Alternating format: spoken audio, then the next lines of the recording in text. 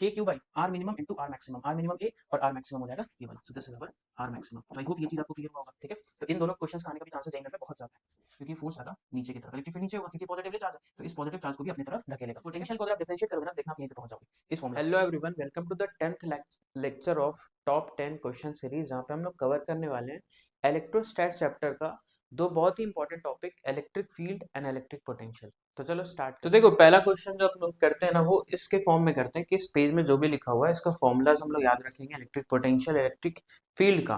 तो that will be your first problem. और पता है इसमें से डायरेक्ट क्वेश्चन आने का चांसेस है, ठीक है। तो स्टार्ट करते हैं कि इन्फिनाइटली चार्ज वायर, अब इसका चार्ज अगर मान लो कि दिया हुआ है लैम्डा कूलम पर मीटर, ठीक है। The charge of this wire is lambda coulomb per metre. इसका क्या मतलब है कि हर एक मीटर में, मतलब इस वायर का अगर मैं 1 मीटर बाहर निकालूं तो उसका जो चार्ज होगा वो लैम्डा कूलम के बराबर होगा। अब इस वायर से अगर आर डिस्टेंस पे मैं जाऊं और यहाँ पे इलेक्ट्रिक फील्ड लिखूं, तो इसका जो फॉर्मूला होता है वो होता है 2k लैम्डा बाई आर, ठीक है। इस फॉर्मूला को आपको याद रखना है। और यहाँ पे k क्या है, तो 1/4 पाई एप्सिलॉन नॉट। तो अगर आप 1/4 पाई एप्सिलॉन नॉट पुट करोगे ना, तो मे बी एक दूसरा फॉर्म आ जाए। तो कई बार बच्चे कंफ्यूज हो जाते हैं, उनको फॉर्मूला ये याद रहता है और पेपर में मतलब ऑप्शंस में जो रहता है वो एप्सिलॉन नॉट के टर्म में रहता है। तो यहाँ पे अगर मैं एप्सिलॉन नॉट के टर्म में लिखूं, तो यार इसको ना आप सिंपल कन्वर्ट कर लो टू, इसको कर लो 1/4 pi epsilon not into lambda divided by are. अब ये 2 से ये 4 कट जाएगा, तो ये आ जाएगा lambda by 2 pi epsilon not into r. So this is the electric field due to a infinitely charged wire, ठीक है। अब आगे बढ़ते हैं, अब हम लोग रिंग का जरा देखते हैं फॉर्मूला। तो रिंग का, एक चार्ज रिंग के एक्सिस पे, अगर इस रिंग का रेडियस को मैं आर मान लूँ ना, दिस रेडियस इज आर, तो इसके एक्सिस पे अपना जो फॉर्मूला इलेक्ट्रिक फील्ड का, उससे डायरेक्ट डायरेक्ट क्वेश्चन आपको मिलेगा, ठीक है। तो इस फॉर्मूला को अगर मैं याद करूं, तो ई का जो फॉर्मूला होता है वो क्या होता है, के q x divided by are square plus x square to the power 3/2, ठीक है। तो ये इस जगह का जो इलेक्ट्रिक फील्ड होगा ना यहाँ का, दैट इज ई, उसका फॉर्मूला आपको ये याद रखना है। अब इस पे क्वेश्चन आने का बहुत ज्यादा चांसेस है, क्योंकि यहाँ पे पता है दो तीन चीज होता है। एक तो इसका ग्राफ होता है, फिर वो ग्राफ में इलेक्ट्रिक फील्ड मैक्सिमम कब जा रहा है वो अपने को देखना है, ठीक है। उससे पहले मैं आपको इसका पोटेंशियल, इस जगह का अगर मैं v मान लूं, जैसे पोटेंशियल अगर v मान लूं, तो v कितने के बराबर होता है। तो देखो, इलेक्ट्रिक पोटेंशियल अगर एक चार्ज से देखें तो वो कितने के बराबर होगा, जस्ट अ मिनट। हाँ, एक पॉइंट चार्ज से इलेक्ट्रिक पोटेंशियल अगर देखें तो उसका फॉर्मूला होता है के क्यू बाई आर। तो इसमें आप ये समझो ना कि ये पॉइंट यहाँ पे है और यहाँ पे रिंग का हर एक पार्टिकल है, मतलब छोटा छोटा जितना भी चार्ज पार्टिकल है। तो यार किसी भी पार्टिकल से इस पॉइंट का डिस्टेंस अगर देखें तो वो बराबर है। आप ना चाहे इस वाले पार्ट से देखो, ये भी उतना ही है। जैसे मान लो कि मैं ये वाला पार्ट देखूं तो सेम है, ये वाला देखूं तो सेम है, या इसके बॉटम मोस्ट का सेम है, या फिर ये वाला सेम हो गया। तो जितना भी पॉइंट है ना, वो इससे सेम डिस्टेंस पे लोकेटेड है। तो सारा मिलके जो इफेक्ट क्रिएट करेगा वो सेम क्रिएट करेगा कि अगर इस पूरे चार्ज को एक पर्टिकुलर पॉइंट पे रख दें और ये बराबर डिस्टेंस पे। तो पहले मैं डिस्टेंस निकालता हूँ। तो ये जो डिस्टेंस है ना, देखो कैसे निकाले, ये अपना कितने के बराबर है, आर। ये कितने के बराबर है, x। तो ये कितना होगा, √r² प्लस एक्स स्क्वायर। अब आप सोचो हर एक चार्ज कितने डिस्टेंस पे है, सेम डिस्टेंस। तो एक पर्टिकुलर, मैं बोल सकता हूँ कि पूरा का पूरा जो क्यू चार्ज है, जो डिस्ट्रीब्यूटेड तो रिंग में है, लेकिन उसको हम लोग इमेजिन कर सकते हैं कि एक चार्ज मान लो क्यू, जो कि कितने डिस्टेंस पे हो गया, √r² प्लस एक्स स्क्वायर। तो पोटेंशियल क्या होता है, के क्यू बाई आर। तो बस अगर मैं पोटेंशियल का फॉर्मूला लिखूं, तो v जो हो जाएगा, v को अगर मैं यहाँ पे लिखूं, तो v will be equal to के Q divided by R. R की जगह पे डिस्टेंस लिख लो, तो आर की जगह पे मैं लिख लेता हूँ √r² प्लस एक्स स्क्वायर, ठीक है। तो ये अपना पोटेंशियल आ जाता है यहाँ पे। तो एक चार्ज रिंग के कारण फील्ड और पोटेंशियल दोनों कर लिए। और अपना किसी भी डिस्टेंस पे आपको पूछेगा तो ये x आपको दे देगा, तो x दे दिया तो यहाँ पे पुट करके e और v निकाल लो, ठीक है। अब ना इसका जब हम लोग ग्राफ ड्रॉ करते हैं तो एक बहुत अच्छा सा चीज अपने को देखने को मिलता है कि इसका जो ग्राफ होता है ना, वो एक पर्टिकुलर वैल्यू पे मैक्सिमम अटेन करता है, ठीक है। तो अगर मैं इसका ग्राफ ड्रॉ करूँ, जस्ट अ मिनट,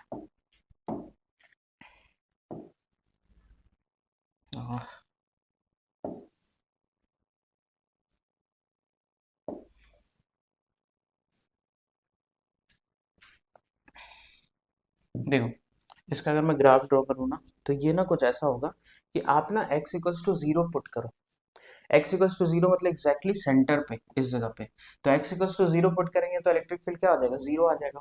अब आप x को बढ़ाओ, मतलब आप उसके एक्सिस में आगे की तरफ जाओ, तो क्या होगा कि यार अगर ये x बढ़ेगा तो ये भी तो बढ़ेगा। यहाँ पे दोनों मतलब आपको दिख क्या रहा है कि न्यूमरेटर और डिनोमिनेटर दोनों में ही x है। तो इलेक्ट्रिक फील्ड अब बढ़ेगा कि घटेगा ये कैसे पता करें, तो उसके लिए हम लोग डिफरेंशिएट करते हैं, क्योंकि दोनों पार्ट में अगर दोनों बढ़ रहा है तो अब डिपेंड करेगा ना कि कौन ज्यादा बढ़ा। अगर न्यूमरेटर ज्यादा बढ़ेगा तो ओवरऑल वैल्यू बढ़ जाएगा, न्यूमरेटर कम बढ़ा मतलब डिनोमिनेटर ज्यादा बढ़ा तो ओवरऑल वैल्यू घट जाएगा। तो इसमें हम लोग को पता नहीं लगता है कि एक्चुअल में क्या हो रहा है, तो डिफरेंशिएट करके हम लोग निकालते हैं। और ना जब डिफरेंशिएट करके जीरो करोगे तो आपको एक क्रिटिकल पॉइंट मिलेगा, वो होता है r/√2। That is most important. तो ये जो ग्राफ बनता है ना, एक तो स्टार्ट होगा जीरो से, क्योंकि अब हम लोग इधर क्या ले रहे हैं, एक्स ले रहे हैं, और इधर ले रहे हैं इलेक्ट्रिक फील्ड। ठीक है, तो ये स्टार्ट हुआ जीरो से और ये बढ़ते बढ़ते एक मैक्सिमम वैल्यू अटेंड करेगा, फिर ये डिक्रीज होने लग जाता है और ये इन्फिनिटी पे जाके फाइनली जीरो होता है। तो इलेक्ट्रिक फील्ड का ये ग्राफ ना इसीलिए इंपॉर्टेंट है क्योंकि बिल्कुल अलग टाइप का ये ग्राफ बना है। यहाँ पे ये जो होता है that is x equals to r/√2। तो r/√2 पे क्या हो रहा है, ये मैक्सिमम हो रहा है, एंड द मैक्सिमम वैल्यू आप यहाँ पे x equals to r/√2 put कर देना। तो आपको कोफिशिएंट याद रखना है कि आखिर उसको पुट करने के बाद क्या आएगा, तो वो मैं आपको याद करवा दे रहा हूँ। वो होगा 2/3√3। ठीक है, 2/3√3 आपका आगे हो जाएगा, और बाकी इलेक्ट्रिक फील्ड क्या होता है, KQ/R²। तो यहाँ पे जो ई मैक्स आता है ना अपना, वो आता है 2/3√3 K/Q डिवाइडेड बाई R²। किस वैल्यू पे आया, तो x इक्वल्स टू r/√2। ठीक है, तो आई होप आपको ये सारा चीज क्लियर हो गया होगा। अब आते हैं चार्ज डिस्क पे। तो चार्ज डिस्क का जो इंटीग्रेशन होता है वो छोटे छोटे रिंग्स मान के हम लोग करते हैं।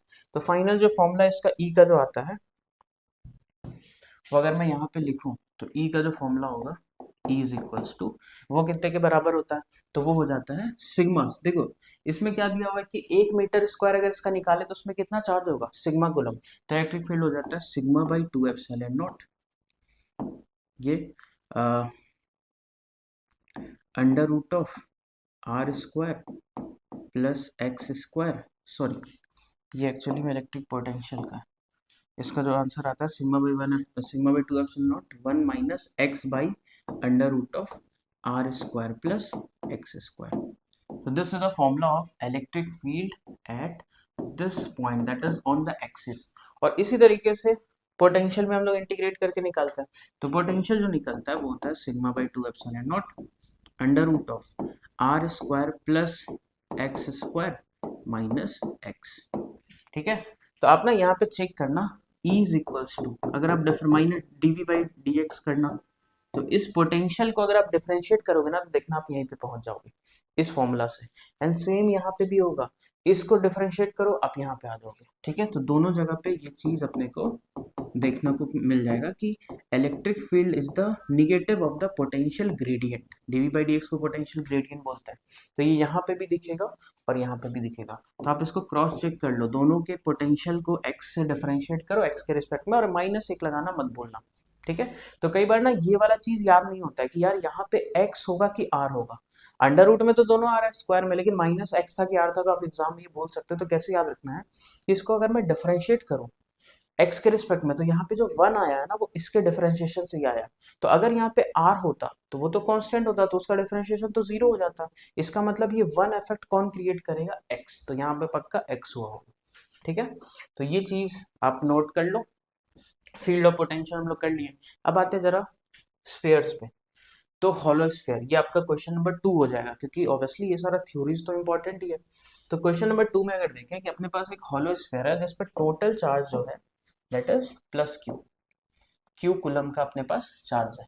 अब इलेक्ट्रिक फील्ड का फॉर्मूला, तो देखो हॉलो स्फेयर में बहुत ही आसान है। अगर आप अंदर में हो, if you are inside the hollow sphere, कितना भी चार्ज हो रहा है इनसाइड इलेक्ट्रिक फील्ड होगा 0।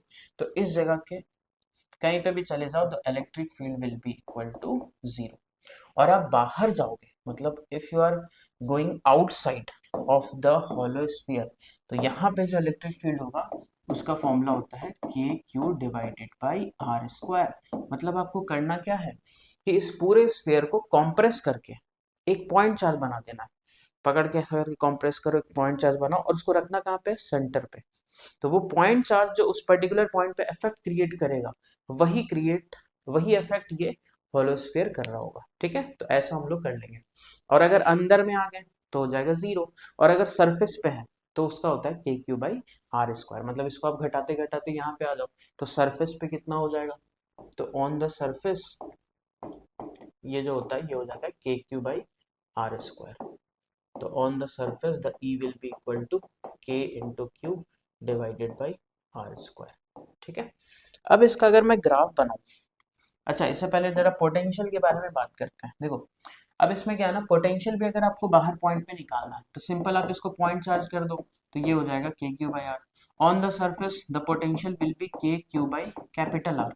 मतलब अगर आप बाहर हो ना तो फर्क ही नहीं पड़ता है कि यार ये पॉइंट चार्ज है कि hollow sphere, the both potential and field will have the same formula as of point charge. लेकिन अगर आप अंदर हो तो इलेक्ट्रिक फील्ड तो जीरो है इसके लिए, लेकिन पोटेंशियल वही होगा जो सरफेस पे है। तो ये बहुत ही इंपॉर्टेंट सा अपने को मतलब पॉइंट नोट करना है कि अंदर में जो हॉलोस्फीयर का पोटेंशियल होता है वो होता है के Q by R. Means the potential inside the hollow sphere is same at each and every point. कहीं पे भी चले जाओ सेंटर पे या किसी भी डिस्टेंस पे सेंटर से, लेकिन अंदर होने चाहिए। तो उसका पोटेंशियल क्या होगा, k Q by capital are, that is the potential of the surface. ठीक है, तो यार अब ना इसका जरा ग्राफ बनाते हैं इन दोनों का। तो आप क्या करो, एक पोटेंशियल डिटेक्टर ले लो सेंटर पे और आगे की तरफ बढ़ते जाओ। ठीक है, और मतलब ऐसा करके बढ़ना है, सेंटर से आपको अलोंग द एक्स एक्सिस जाना है इन्फिनिटी तक, और उस डिटेक्टर में जो वैल्यू आएगा उसको डिटेक्ट कर करके देखो और ग्राफ बनाना है। तो अगर मैं एक पोटेंशियल डिटेक्टर लेके सेंटर से आगे की तरफ जाऊं तो क्या होगा, सेंटर पे कितना रीडिंग आएगा, के क्यू बाई आर। फिर आगे की तरफ रीडिंग तो सेम रहेगा क्योंकि अभी मैं अंदर ही हूँ। कब तक रीडिंग सेम आएगा, सरफेस तक। तो पोटेंशियल क्या होगा, एक स्टेट मतलब एक कांस्टेंट वैल्यू अटेन किया, कब तक, सेंटर टू सरफेस। जैसे मैं बाहर निकला तो अब वो फॉर्मूला नहीं लगेगा, अब बाहर का फॉर्मूला क्या है, ये है के क्यू बाई आर। तो ये तो डिक्रीजिंग है। अगर आप यहाँ पे देखो, अगर आप आर बढ़ाओगे तो वी क्या हो रहा है, घट रहा है। तो यहाँ पे जो ग्राफ बनना चाहिए वो कैसा बनना चाहिए पोटेंशियल का, कि ऐसा करके पहले कांस्टेंट हुआ कब तक, till surface, then it is decreasing, so the graph will follow. जरा हम लोग यहाँ पे पहले एक लाइन ये ड्रॉ कर लेते हैं, जस्ट अ मिनट। ये जो लाइन है ये आर इक्वल टू आर का, तो इसका ग्राफ कैसा होगा, तो पोटेंशियल का अगर मैं ग्राफ बनाऊं तो पहले ये कांस्टेंट था, फिर ये डिक्रीज होगा बाय फॉलोइंग 1 बाई आर, मतलब it is proportional to 1 by R. So यही तो वी है अपना। ठीक है, तो जरा बताओ ये वैल्यू, मतलब ये जो है अपना यहाँ पे दिस इज इलेक्ट्रिक पोटेंशियल। ठीक है, ये ग्राफ होता है इलेक्ट्रिक पोटेंशियल का फॉर अ हॉलोस्फीयर। इलेक्ट्रिक फील्ड का बनाते हैं, तो यार इलेक्ट्रिक फील्ड कैसा होगा। अब आप इलेक्ट्रिक फील्ड का एक डिटेक्टर लेके सेंटर पे आ जाओ तो उसमें वैल्यू क्या होगा, 0। फिर आप आगे की तरफ बढ़ते जाओ, और आगे की तरफ कहाँ तक बढ़ना है, वहां से सरफेस तक। तो सरफेस तक तो 0 रहेगा। जैसे आप सरफेस पे पहुंचे एग्जैक्ट, तो उसका इलेक्ट्रिक फील्ड का वैल्यू डायरेक्ट जंप करके कहाँ पे आया, के क्यू बाई आर स्क्वायर। ये वैल्यू आ गया के क्यू बाई आर स्क्वायर। फिर क्या होगा, k Q by are square उसका घटने लग जाएगा, क्यों, क्योंकि बाहर का फॉर्मूला है के क्यू बाई ये आर स्क्वायर का। ठीक है, तो यहाँ पे इसका जो ग्राफ होगा वो कैसा बनेगा, इसका जो ग्राफ होगा ना, जैसे ऐसा ये 0 तक हुआ, दिस इज इलेक्ट्रिक फील्ड। एक ही में मैं दोनों बना दे रहा हूँ। फिर अचानक से ये कुछ वैल्यू अटेन कर लेगा, that is its maximum value, और फिर ये डिक्रीज हो जाएगा इस तरीके का। ठीक है, so this one is our electric field. तो अगर एग्जाम में ना कोई भी आएगा तो आप देख लेना कि वो क्या पूछ रहा है। तो इलेक्ट्रिक फील्ड का जो ग्राफ होगा वो 0, then there will be a sudden jump up to this point, then it will decrease, and for the electric potential it will have a constant value till the surface of the sphere, then it will decrease exponentially। ठीक है, तो ये इसका graph हो गया। अब जरा solid पे आते हैं। सॉलिड थोड़ा सा आपको हो सके ग्राफ उसका जो होता है वो थोड़ा सा अजीब सा बनता है। ठीक है, तो ये अपना आर इक्वल्स टू आर था। तो आते हैं सॉलिड पे। अब सॉलिड में क्या होता है ना, कि बाहर के लिए तो टेंशन ही नहीं, बाहर में इसका भी वही इफेक्ट होता है जो एक हॉलो स्फीयर का हुआ। मतलब आप अगर एक सॉलिड स्फीयर से बाहर चले जाओ और एक हॉलो स्फीयर से बाहर चले जाओ तो फॉर्मूला सेम आएगा। मतलब आपको रखना कंप्रेस करके उसके सेंटर पे ही है, तो फॉर्मूला डिफर कहाँ पे करेगा, अंदर वाले के लिए। तो चलो पहले इसका ना बाहर का फॉर्मूला हम लोग लिख लेते हैं। तो बाहर का फॉर्मूला दोबारा खुद से लिख लो यार, कि it will have the same formula as, तो यहाँ पे अगर मैं ई लिखूं तो E will be equal to के Q divided by are square, ठीक है। इस पे टोटल चार्ज अभी प्लस क्यू मान लेते हैं, और potential will have the value of k Q by r. अच्छा, ऑन द सरफेस भी अगर मैं बात करूँ ना, ऑन द सरफेस तो सेम फॉर्मूला हो जाएगा, बस स्मॉल आर की जगह क्या रख देना है आपको, कैपिटल आर। तो E will be equal to के Q divided by are square and V will be equal to के क्यू डिवाइडेड बाई आर, ठीक है। तो ये दोनों वैल्यूज आ जाएगा। अब आपको क्या करना है, अब आप जरा अंदर का, तो अंदर का अगर आप सोचोगे ना, मतलब इस जगह का, तो इसका जो इलेक्ट्रिक फील्ड होता है उसका फॉर्मूला जो होता है E इज इक्वल्स टू के Q by r cube into are. तो आप इसको ध्यान से फॉर्मूला को देखो, तो E तो R के प्रोपोर्शनल आ गया यहाँ पे। कब तक ये फॉर्मूला आपको लगाना है, जब तक आप इनसाइड हो, मतलब R या तो 0 से बड़ा हो या तो कैपिटल R से छोटा या उसके बराबर हो, then you can use this formula, ठीक है। तो अंदर के लिए ये फॉर्मूला है, तो E प्रोपोर्शनल टू R यहाँ पे। अच्छा, इसका पोटेंशियल थोड़ा सा लेंदी आता है, तो पोटेंशियल आपको देख लो, लेकिन ये सब फॉर्मूला से ना डायरेक्ट क्वेश्चन आने का चांसेस है, इसलिए आपको याद करना पड़ेगा। K Q by 2r cube into 3r square minus r square. So this is the formula of electric potential. अब जब इसका ग्राफ ड्रॉ करते हैं ना, तो इलेक्ट्रिक फील्ड का ग्राफ कैसा होगा, पहले इलेक्ट्रिक फील्ड का करते हैं। तो इलेक्ट्रिक फील्ड ना सेंटर पे 0 होगा, क्योंकि r इक्वल्स टू 0 पुट करो। उसके बाद ना ये E प्रोपोर्शनल टू R को फॉलो करना है, ये देखो E is proportional to R। तो E प्रोपोर्शनल टू R का मतलब क्या, कि अगर R बढ़ेगा तो E भी बढ़ेगा। कब तक, जब तक हम सरफेस पे नहीं जा रहे। तो ये ना ऐसा करके बढ़ेगा, डायरेक्ट लीनियर, बिल्कुल मतलब पैराबोलिक नहीं होगा, ये ऐसा पैराबोलिक नहीं होगा, बिल्कुल स्ट्रेट बढ़ेगा R इक्वल्स टू R तक। फिर क्या होगा, फिर तो इसका जो नेचर था, जैसे आप सरफेस पे पहुंच गए, उसका फिर बाहर जा रहे हो तो डिक्रीज होगा। तो यहाँ पे जो ग्राफ बनता है ना, वो कुछ ऐसा बनता है कि इसको ना, पहले मैं ये लाइन बना लूं, this is our R equal to R, ठीक है।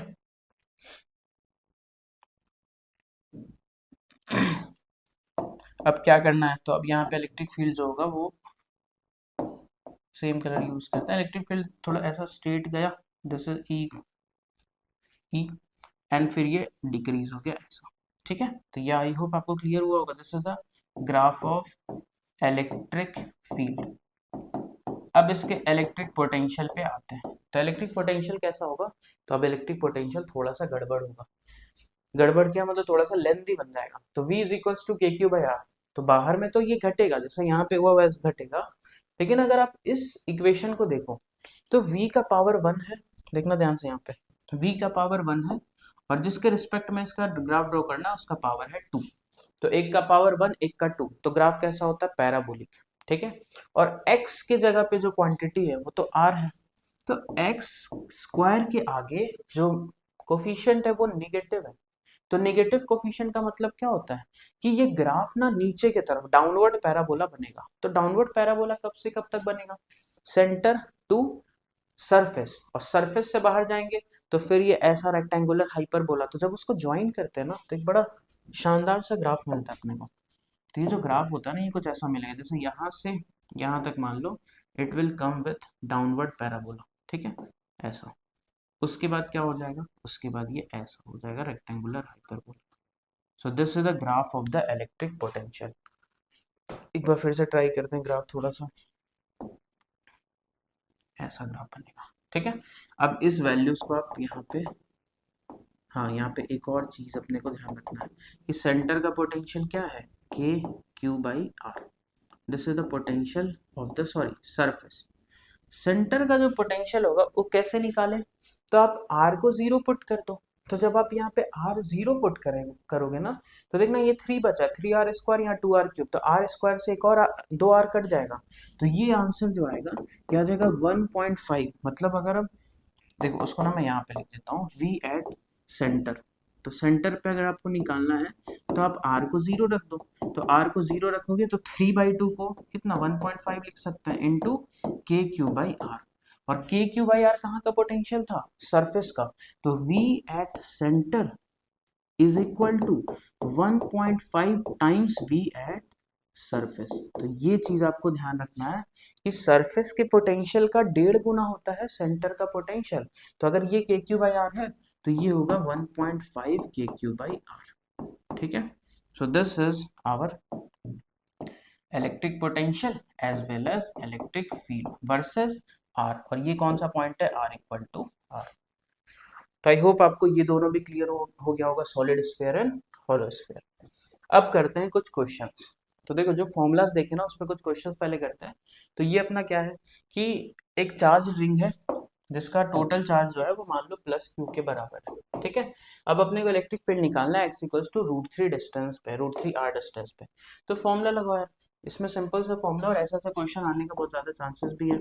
तो इक्वल टू हो जाएगा के क्यू, जैसे फॉर्मूला पहले मैं लिख देता हूँ, k q x divided by are square plus x square power 3/2। So this is the formula of electric field.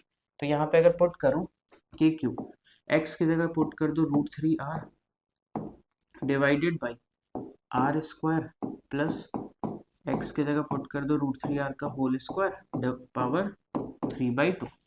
ठीक है, तो are square plus 3r square ये बन जाएगा 4r स्क्वायर। तो उसको मैं लिख दूंगा ना, देखना ध्यान से, उसको मैं लिखने वाला हूँ 2r का होल स्क्वायर। जो यहाँ पे 4r स्क्वायर बना उसको मैं लिख दूंगा 2r का होल स्क्वायर, ऐसा 2r का whole square to the power 3/2। अब पावर का पावर रहता है तो मल्टीप्लाई में रहता है, तो ये 2 को क्या मैं कैंसिल कर दूं, तो ये क्या 2r का क्यूब बन जाएगा। तो हो जाएगा √3 के Q R divided by 2r का क्यूब मतलब 8r क्यूब, एक r कट कर दो तो ये आ जाएगा √3 k cube by 8r square. So this is our final answer that is on the axis of a charged ring. ये होता है।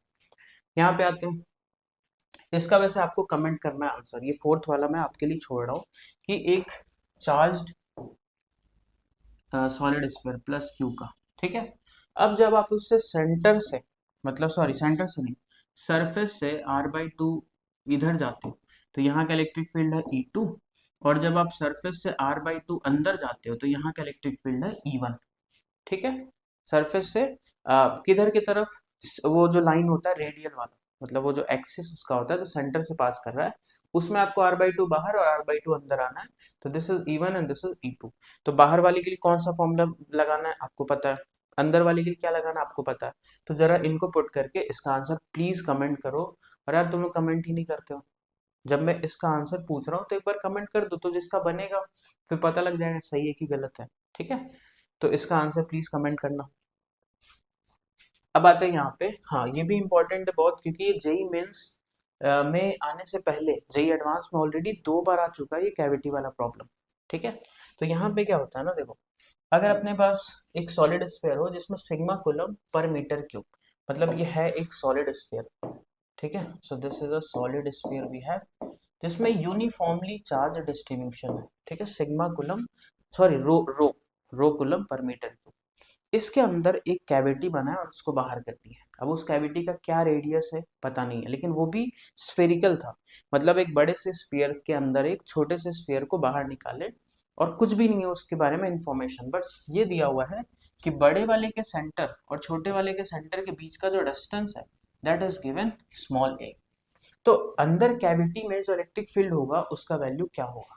ठीक है, तो इसको देखो कैसे करते हैं कि यार पता है एक फॉर्मूला और होता है सॉलिड स्फीयर का, मतलब एक कंप्लीट सॉलिड स्फीयर आपके पास हो, एक कंप्लीट सॉलिड स्फीयर जिसका चार्ज हो रो कूलम पर मीटर क्यूब। तो अगर आप इसके सेंटर से कुछ x डिस्टेंस पे जाओगे ना, ये अगर मैं x बोल दूं तो यहाँ का जो इलेक्ट्रिक फील्ड होता है वो होता है रो x/3 एप्सिलॉन नॉट, और वेक्टर भी लग जाता है, या आप x छोड़ के अगर r बोल लो तो ये हो जाएगा रो r/3 एप्सिलॉन नॉट। ठीक है, तो इसका ही यूज होता है, और पता है x की जगह पे कौन आ जाएगा, x की जगह पे आपको बड़े वाले सेंटर और छोटे वाले सेंटर के बीच का जो वेक्टर होगा ना उसको लाना है। तो यहाँ पे कौन सा वेक्टर है, तो ये है ए वेक्टर। तो पता है ई जो होगा वो अपना हो जाएगा रो, यहाँ पे जो ई होगा E will be equals to rho X vector की जगह आप कर दो A vector by 3 epsilon naught. तो एक छोटा सा फॉर्मूला आपको याद रखना। अब ए वेक्टर का डायरेक्शन किधर, तो यार बड़े वाले सेंटर से छोटे वाले के सेंटर तक, तो वो डायरेक्शन तो इधर है। So this is the direction of A vector. तो यही डायरेक्शन किसका हो जाएगा, ई वेक्टर का। ठीक है, अब देखो कब डायरेक्शन चेंज होगा, जब रो निगेटिव हो जाए। मतलब अगर इस स्फीयर को मैं निगेटिवली चार्ज कर दूं, ऐसा, देखो ध्यान से, इसमें ना इसको बाहर तो निकाले हैं, बट ये जो चार्ज है ना ये निगेटिव चार्ज है। ठीक है, तो निगेटिव अगर चार्ज है तो यहाँ पे रो अगर मैं निगेटिव रखूंगा तो ई वेक्टर और ए वेक्टर का डायरेक्शन अलग हो जाएगा। तो यहाँ पे क्या हो जाएगा कि इस जगह से इस जगह अगर मैं जाऊं तो ए वेक्टर तो इधर ही है, but as rho is negative so E vector will follow the opposite direction. तो ई वेक्टर इसमें क्या होगा, ऑपोजिट हो जाएगा। ठीक है, अब जरा देखते हैं कि आखिर ई वेक्टर होगा कैसा। तो इन क्वांटिटीज को आप देखो, rho constant, 3 constant, epsilon naught constant, और ए क्या है, दोनों के बीच का डिस्टेंस वो भी कांस्टेंट है। इसका मतलब आप इसमें कहीं पे भी कोई भी पॉइंट ले लो, उसमें इलेक्ट्रिक फील्ड क्या होगा, मैग्नीट्यूड भी कांस्टेंट और डायरेक्शन भी कांस्टेंट। तो एक जो इलेक्ट्रिक फील्ड बनता है ना वो इधर की तरफ यहाँ पे ऐसा बन जाएगा। This is the electric field formed inside the cavity. So ये जो इलेक्ट्रिक फील्ड होता है ना, ये पता है इसका एक बहुत ही अच्छा सा प्रॉपर्टी है कि ये तो ना तो मैग्नीट्यूड में बदलता है ना तो डायरेक्शन में। तो constant in magnitude as well as direction, magnitude as well as direction. ठीक है, तो यहाँ पे अगर ड्रॉ करें तो कैसा होगा, ए वेक्टर इधर बट रो निगेटिव है तो ई वेक्टर आ जाएगा इधर की तरफ। तो ये फॉर्मूलाज आपको जरा ध्यान रखना है। तो this is our electric field vector. ठीक है, तो ये आपका बहुत ज्यादा इंपॉर्टेंट क्वेश्चन है, कवर हुआ। अब यहाँ पे ऐसा क्वेश्चन भी खूब आता है कि एक uniformly charge rod L length का, ठीक है, और इस पर टोटल चार्ज मान लो, टोटल चार्ज मान लेते हैं क्यू। ठीक है, अब पॉइंट ई पे ना अपने को, सॉरी पॉइंट पी पे, इस पॉइंट को मैं पी बोल देता हूँ। तो इस पॉइंट पी पे अपने को कैलकुलेट करना है कि इलेक्ट्रिक फील्ड क्या होगा। तो देखो एक तरीका है कि इंटीग्रेशन आप करो, यहाँ पे जाके वहां से x डिस्टेंस पे आके छोटा सा dx पार्ट मानो, उसके कारण इलेक्ट्रिक फील्ड लिखो, फिर उसको इंटीग्रेट करो। तो जो फाइनल आंसर आता है ना वो मैं आपको बता रहा हूँ कि इलेक्ट्रिक फील्ड एक्चुअली में क्या होता है। नॉर्मल अगर एक चार्ज से देखे तो वो क्या होता है, के क्यू बाई आर स्क्वायर। अब आपको करना क्या है ना कि इस r को ना स्प्लिट करना है। तो यहाँ पे अगर मैं r को स्प्लिट करूँ तो ये होगा k Q by r maximum into r minimum. ठीक है, तो E इज इक्वल टू के Q by r maximum into r minimum, split कर दिया। मिनिमम मैक्सिमम क्या है, तो इस पॉइंट का इस रॉड से मिनिमम डिस्टेंस निकालो। तो मिनिमम ये कितना, इसका कोई भी पार्टिकल कितना मिनिमम हो सकता है ए, और मैक्सिमम कितना हो सकता है, तो उस पॉइंट से इस एंड को अगर मैं ज्वाइन कर दूं तो ये कितना के बराबर होगा, तो this is a plus L. ठीक है, so this is the maximum distance. तो आप सिंपल क्या करो, इन दोनों को मल्टीप्लाई करके लिख दो। तो ई जो आपका आ जाएगा वो आ जाएगा के Q divided by A into A plus L. तो इसको आप एज अ ट्रिक याद रखना। वैसे इसका जो नॉर्मल मेथड है वो तो इंटीग्रेशन वाला ही है। अच्छा, इसके हेल्प से आप पता है क्या सॉल्व कर सकते थे, यहाँ पे अगर एक चार्ज क्यू रख दे, स्मॉल क्यू, तो इन दोनों के बीच फोर्स कितना लगेगा, तो सेम आ जाएगा। फोर्स का फॉर्मूला क्या होता है, के q one q two by are square. तो k capital q into small q ऊपर तो हो गया, और आर स्क्वायर को स्प्लिट कर देना मैक्सिमम इंटू मिनिमम, तो नीचे यहाँ पे भी ये आ जाएगा। और पता है ये फॉर्मूला सिर्फ एक्सियल पे नहीं लगता है, इक्वेटोरियल पे भी लग जाता है, मतलब परपेंडिकुलर बाइसेक्टर पे भी लग जाएगा क्योंकि सिमेट्रिकल है। तो आप इसका अगर इलेक्ट्रिक फील्ड निकालोगे ना, तो देखो मिनिमम डिस्टेंस क्या है, तो मिनिमम डिस्टेंस इज ए। तो आर मिनिमम का काम कौन कर देगा, ए कर देगा। आर मैक्सिमम अगर मैं निकालूं तो कौन सा पार्टिकल इस पॉइंट से मैक्सिमम डिस्टेंस पे, तो ये वाला। तो ये अपना आर मैक्सिमम हो गया। तो ये कितने के बराबर होगा, तो अगर मैं डिस्टेंस कैलकुलेट करूँ ना तो ये कितना है, ये है एल बाई टू। ठीक है, ये है ए, तो ये क्या हो जाएगा, under root of L by two का whole square plus A square. ठीक है, तो आप इस 2 को बाहर निकाल लेना, तो यहाँ पे 4a स्क्वायर हो जाएगा। तो अगर अब मैं आंसर लिखूँ ना ई का, तो ये पता है क्या आ जाएगा, के Q by R minimum A into R maximum हो जाएगा L square plus 4a square, और जो 2 बाहर निकला था उसको ऊपर रख दो। So this is the electric field at this point. क्या फॉर्मूला लगाया हो, K Q by R minimum into R maximum, R minimum A और आर मैक्सिमम हो जाएगा ये वाला। So this is our R maximum. तो आई होप ये चीज आपको क्लियर हुआ होगा, ठीक है। तो इन दोनों क्वेश्चंस का आने का भी चांसेस जेईई मेन में बहुत ज्यादा है।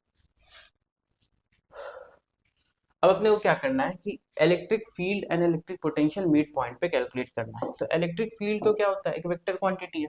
तो अगर बीचों बीच में जाऊं और यहाँ से इस डिस्टेंस को a मान लूं और यहाँ से इस डिस्टेंस को भी a मान लूं, तो जो प्लस क्यू ये वाला जो चार्ज है वो किधर इलेक्ट्रिक फील्ड बनाएगा, वो बनाएगा इधर की तरफ, पॉजिटिव से निकला तो ये हो जाएगा के क्यू बाई ए स्क्वायर। ये पॉजिटिव है तो ये बनाएगा इधर, तो ये कितना हो जाएगा के क्यू बाई ए स्क्वायर। तो यार अगर बीच का मैं इलेक्ट्रिक फील्ड पूछूं, net value of electric field, तो ये तो जीरो के बराबर है, E net equal to zero. और पोटेंशियल अगर मैं लिखूं इन्हीं चार्जेस का, अगर मैं पोटेंशियल लिखूं ना, तो यहाँ पे अपना Q है, यहाँ पे ये Q है, और बीचों बीच अगर मेरे को पोटेंशियल लिखना है तो दोनों के कारण, अब ये पोटेंशियल होता है स्केलर क्वांटिटी, तो आप ऐड करके लिखो।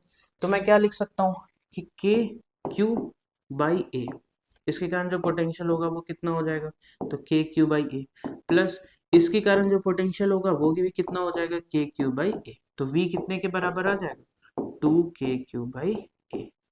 तो यार ऑब्वियसली ऐसा पॉइंट एग्जिस्ट कर सकता है जहां पे E जीरो हो बट V जो हो वो not equal to zero. So this points can exist.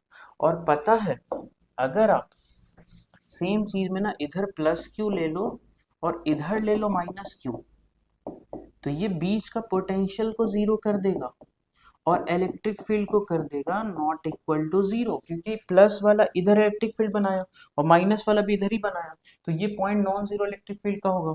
और पोटेंशियल देखिए तो ये पॉजिटिव के क्यू बाई है, ये निगेटिव के क्यू बाई है, तो पोटेंशियल हो जाएगा जीरो। तो दोनों चीज ही एग्जिस्ट कर सकता है कि ई जीरो ना हो और वी जीरो हो, तो दिस टू कैन एग्जिस्ट, ठीक है। और जहां ई जीरो हो वी जीरो वो भी एग्जिस्ट करता है, और E not equal to zero V not equal to zero का तो बहुत सारा पॉइंट्स है, ठीक है। तो अगर आपको क्वेश्चन में ऐसा आ जाए कि कहीं पे ई जीरो है, इससे हम लोग ये समझ रहे हैं कि वी भी जीरो होगा, तो ये फॉल्स। देखो इस वाले में ई जीरो है बट वी नॉन जीरो तो है, और ई अगर मतलब ऐसा उल्टा कर लिखते हैं कि v अगर जीरो है इट एम्प्लाइज कि e इक्वल टू जीरो होगा, ये भी फॉल्स, क्योंकि v जीरो होने के बाद भी e not equal to zero हो सकता है, ठीक है। तो बढ़ते हैं इस एट्थ क्वेश्चन में। अब एट्थ क्वेश्चन में आपको क्या करना है कि a और b का पोटेंशियल बताना है। तो पोटेंशियल में करना क्या होता है, b जो उसका सेंटर है और a जो है इस वाले साइड का मिड पॉइंट है, और ये स्क्वायर दिया हुआ है। तो अगर मैं सेंटर का पोटेंशियल निकालूं तो ये सेंटर वाला जो पॉइंट होता है ये इससे, मतलब एक तो ये डायगोनल है, तो डायगोनल का टोटल लेंथ होता है √2 है, तो ये जो लेंथ होगा ये वाला, ये इसका आधा होगा, तो ये हो जाएगा a बाई √2। अब इसके कारण अगर मैं पोटेंशियल निकालूं तो के Q divided by a by √2, के Q divided by a by √2, ये डिस्टेंस, इसका पोटेंशियल तो लिख लिए। अब यार ऐसा ही तो चार है ना, तो ऐसा अगर चार है तो उसको 4 से मैं मल्टीप्लाई कर दूंगा तो पोटेंशियल ऑफ पॉइंट बी आ जाएगा, तो कितना आ जाएगा 4√2 के क्यू डिवाइडेड बाई ए। अब आपको क्या ए का निकालना है, तो ए का मैं आपके लिए छोड़ रहा हूँ। तो ए का आप इससे डिस्टेंस और इससे डिस्टेंस, तो a/2 है, वो तो आसान हो जाएगा। इससे डिस्टेंस निकालना तो वो पाइथागोरस आप लगा लेना, ठीक है। तो यहाँ पे अगर मैं इसको डिस्टेंस को कैलकुलेट करना हो तो we will apply the Pythagoras, और ये डिस्टेंस बराबर आ जाएगा, ठीक है। ये तो a/2 तो इसका लिख लेना, 2 से मल्टीप्लाई कर देना, ये डिस्टेंस जो आएगा उसके कारण इसका लिखना 2 से मल्टीप्लाई कर देना, तो you will get the potential of A. तो ये मैं आपके लिए छोड़ रहा हूँ। बढ़ते हैं लास्ट 2 क्वेश्चंस पे। हाँ, तो ये कॉन्सेप्ट है, कॉन्सेप्ट क्या है इसको भी याद रखेंगे कि अगर एक सर्कुलर आर्क हो, ठीक है, वो रिंग के फॉर्म में था, उसे बीच में कट कर दिया, तो इलेक्ट्रिक फील्ड और इलेक्ट्रिक पोटेंशियल इस पॉइंट पे क्या होगा। तो सबसे पहले मैं आपको लिखता हूँ यहाँ पे इलेक्ट्रिक पोटेंशियल। तो अगर मैं यहाँ पे इलेक्ट्रिक पोटेंशियल लिखूँ ना V, तो देखो इस पे जो टोटल चार्ज है वो कितने के बराबर है। तो अगर मैं इसका लेंथ निकालू ना तो R इक्वल टू क्या होता है, R equal to sorry theta equals to arc by radius, ठीक है। थीटा इक्वल टू, ये क्या आ गया यार,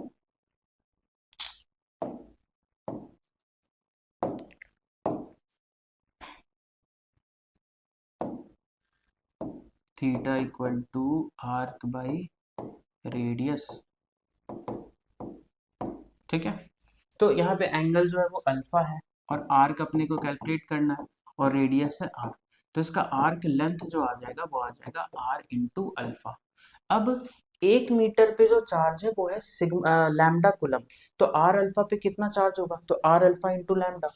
तो जो चार्ज इस पे क्यू आ गया ना, क्यू अपन लोग निकाल लिए, तो आर अल्फा टोटल डिस्टेंस और 1 मीटर पे लैम्डा है तो आर अल्फा इंटू लैम्डा इसका टोटल चार्ज होगा। अब यार ये सारा का सारा जो चार्ज है वो इस पॉइंट से कितने डिस्टेंस पे है, वो तो इस पॉइंट से आर डिस्टेंस पे है। तो मैं आपको पोटेंशियल का क्या बताया कि जब सारा का सारा चार्ज एक ही डिस्टेंस पे हो तो पोटेंशियल क्या हो जाता है, के क्यू बाई आर। तो के इंटू क्यू कितना हुआ, तो R alpha into lambda divided by कितने डिस्टेंस पे है, तो आर पे। अब इस आर आर को आप कट कर दो तो ये आ जाएगा के into alpha into lambda. So this is the potential. Electric field का अगर मैं निकालूं तो इलेक्ट्रिक फील्ड आता है 2k lambda by R into sine of half the semicone angle, मतलब अल्फा बाई 2। ठीक है, तो ये फॉर्मूला आपको याद रखना है। 2k लैम्डा बाई आर वही सेम इनफाइनाइट वाले चार्ज वायर के कारण, और इसमें आपको एंगल ऐड करना है साइन अल्फा बाई 2। मतलब अल्फा जो है वो टोटल एंगल है तो उसका आधा आपको यहाँ पे करना है, तो you will get the electric field. और अगर ये पॉजिटिवली चार्ज है तो इलेक्ट्रिक फील्ड किधर की तरफ आ जाएगा, डाउनवर्ड आ जाएगा। निगेटिव चार्ज है तो सेंटर की तरफ, मतलब ऊपर की तरफ अपने तरफ खींच लेगा। तो यहाँ पे यही निकालना है कि 10वां क्वेश्चन जो है ना, कि एक देखो सेमी सर्कुलर अपने पास चार्ज रिंग दिया हुआ है, तो इसके और इसके बीच में फोर्स ऑफ इंट्रैक्शन बताना है। तो मैं क्या करूं कि यार अगर मैं इसके कारण इलेक्ट्रिक फील्ड निकाल लूं, ठीक है, मतलब एक्चुअली में चार्जेस एक दूसरे को कैसे अट्रैक्ट रिपेल करते हैं, इलेक्ट्रिक फील्ड बना के। कोई मैकेनिकल फोर्स तो है नहीं कि पकड़ के खींच रहा है स्ट्रिंग से या फ्रिक्शन से। तो यहाँ पे क्या हो रहा है कि अगर मैं इसका इलेक्ट्रिक फील्ड निकाल लूं और उस इलेक्ट्रिक फील्ड के कारण स्मॉल क्यू पे कितना फोर्स लग रहा है, तो वही तो फोर्स ऑफ इंट्रैक्शन होगा। तो मैं क्या करता हूँ कि यार इसमें ना यही वाला कॉन्सेप्ट लगाता हूँ। तो आप देखो कि अगर ये अपना एंगल जो था यहाँ पे ये अल्फा था, तो इसको मैं बढ़ाते जाऊं, दोनों तरफ से ऐसे बढ़ाते जाऊं, तो ये कितना अल्फा बना रहा है, अल्फा जो टोटल एंगल, तो यहाँ पे अल्फा कितना बनाया, तो दैट इज 180 डिग्रीज। तो अगर मैं इसके कारण यहाँ पे इलेक्ट्रिक फील्ड निकालूं ना, तो क्या था फॉर्मूला, तो E इज इक्वल्स टू हो जाएगा 2k lambda by R sine alpha. Alpha है 180 डिग्री, तो 180 डिग्री बाई 2 कर दो, तो ये साइन 90 हो गया, साइन 91, तो ये पूरा ही खत्म। तो इलेक्ट्रिक फील्ड कितना आ जाएगा, 2k lambda divided by r. ठीक है, अब मैं क्या करता हूँ, अब मेरे को लैम्डा का वैल्यू पुट करना है। ठीक है, तो इसका टोटल लेंथ कितना है, टोटल लेंथ है पाई आर, आधा है। तो टोटल लेंथ जो इसका है दैट इज पाई आर, उस पर चार्ज क्यू है, तो लैम्डा है charge per unit length, coulomb per metre. तो अगर पाई आर पे जो चार्ज है वो क्यू है, तो एक मीटर पे कितना चार्ज होगा, Q divided by pi R. So this is our lambda. तो लैम्डा की जगह आप यहाँ पे पुट कर दो, तो ई जो आ जाएगा वो आ जाएगा 2k, लैम्डा की जगह पुट करो Q by pi R, this is lambda and divided by are.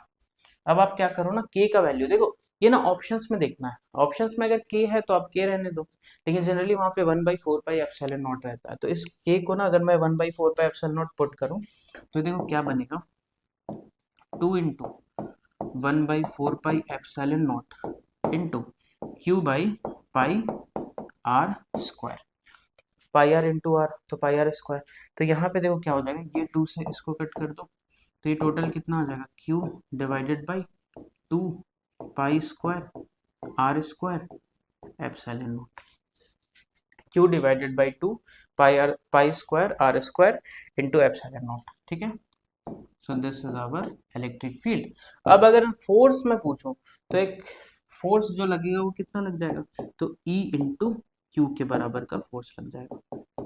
तो यही अपना फाइनल आंसर आ जाएगा, इसको क्यू से मल्टीप्लाई कर दो, तो Q divided by 2 pi square R square epsilon not, and if you will find the vector form, यहाँ पे हो जाएगा माइनस जे कैप। क्यों, क्योंकि ये फोर्स लगा नीचे की तरफ, इलेक्ट्रिक फील्ड नीचे होगा क्योंकि पॉजिटिवली चार्ज है, तो इस पॉजिटिव चार्ज को भी अपनी तरफ धकेलेगा। ठीक है, तो आई होप आपको ये चीज क्लियर हुआ होगा। आप इसको अच्छे से नोट कर लो क्योंकि इन सारे फॉर्मूला में से बहुत ज्यादा चांसेस है जेईई मेंस में आने का। और प्लीज वो फोर्थ आंसर का एक ही क्वेश्चन दिया हूँ, उसका आंसर प्लीज कमेंट में बताओ। ठीक है, and share to all your friends जिसका जेईई मेन और नीट का एग्जाम आने वाला है, कि उनको भी इस टॉपिक में थोड़ा कॉन्फिडेंस आए। तो चलो मिलते हैं अगले वीडियो में। Okay, thank you.